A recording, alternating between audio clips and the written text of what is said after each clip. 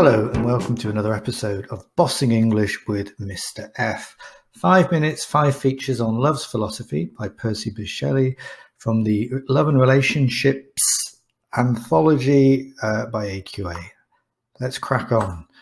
We'll start with form. It's one of the easiest things to get to grips with because often it's just how things appear on the page. So here we can see 2 very regular stanzas. There are 2 octaves, 8-line stanzas, and each one ends in the same way with a rhetorical question from the speaker to the reader.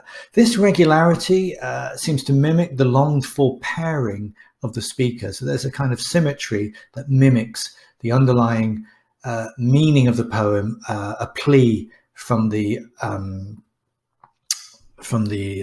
speaker, which may be the poet, to a longed-for reader, which is probably the lover. The formal symmetry also seems to suggest that they belong together. It also mimics the divine law which he sees in nature. Let's look at that divine law in a bit more detail. As we can see, there are 2 lexical fields or semantic fields here. One is of sublime natural imagery, fountains, rivers, oceans, the heavens, which means the skies, mountains, flowers, sunlight, and moonbeams. This sublime natural imagery is a romantic trope. It's something that romantic poets like Shelley, Wordsworth, Keats all used, and we can bring in some context there. There is also a semantic field of intermingling, of things coming together, combining, and we see that in verbs like mingle, mix, kiss, clasp, meet and mingle, a little alliterative phrase there. Now, here's a nice bit of context. You may not know that 2 things becoming one is a metaphysical poet conceit or idea. The metaphysical poets were poets like John Donne, writing in the 16th century, the Elizabethan era. And so Shelley could be, very important modal verb there, could be harking back to this poetic tradition by having this 2-in-1 motif or conceit. So that's kind of raising your grade there from 7 to 9. Let's just check the time here. Right, let's crack on. We're moving on to structure.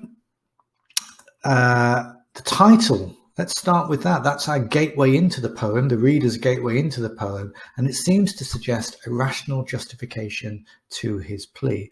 Then we'll look at what happens with that opening imagery. The poem opens with fluid imagery, all water-based, isn't it? Fountains, rivers, and oceans, which quickly increase in scale, get bigger in size.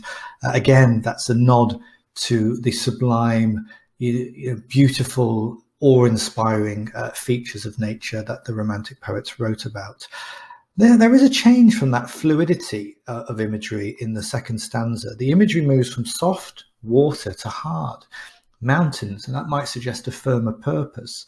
And finally, it moves into these airy, ethereal phenomena like sunlight and moonbeams. Is this love an impossible dream? Is it unrequited? Some possible exploratory ideas that you could explore as alternative interpretations. The tone at the very end of the poem, what is all this sweet work worth if thou kiss not me, is despondent, almost nihilistic.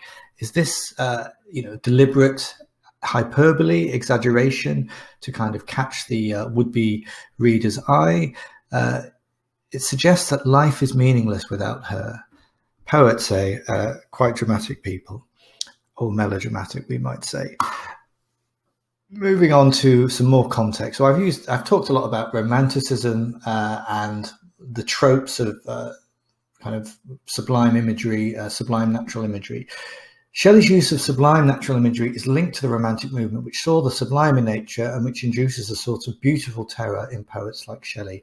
Here, the intermingling of natural phenomena by divine law is used to justify why the speaker and his lover should be together. Okay, hopefully that has been useful for you. As you can see in these new videos, because I talk about meaning whenever I'm talking about language, structure, form, and context, I'm always hopefully talking about meaning when answering the question what the poet and the poem is trying to convey. That's why I've now changed that. All right, please subscribe, click like, and come back for more videos.